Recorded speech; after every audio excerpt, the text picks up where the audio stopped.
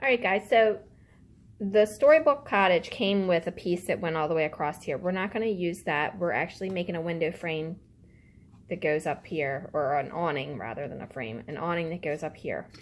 And what we did is we took one rectangle and two triangles and then two really small triangles and glued them together to make this shape. And then the back we just put a piece of scrap there and glued it so that when it goes up against the house it would be flat and you'd have something to glue it to it, okay? So we covered it with paper to help hold it, and it's actually just recycled poster board. And we're going to go ahead and put some glue around the entire edge of this, and then we're going to go ahead and attach it. Okay, so I went ahead and added some glue all along the back of here. And now we're just going to center it up and put it right here. Dad, does that look center from your angle?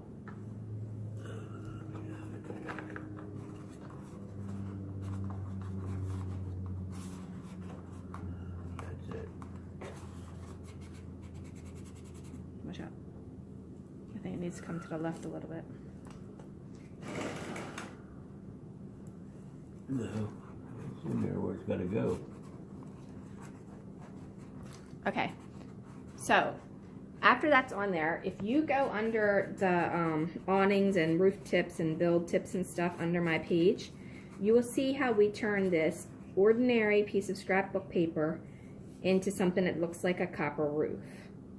Okay, so go in there and you can see that that tutorial on how to do that, because I'm not going to show you that in this step. However, it is already on there, so it's the same exact thing, it's just repetitive.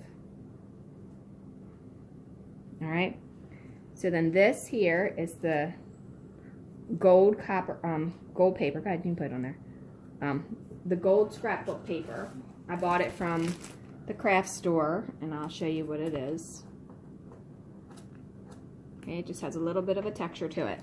I used the same thing in my Beacon Hill roofs or awnings for the tops of their windows. I really liked how it turned out.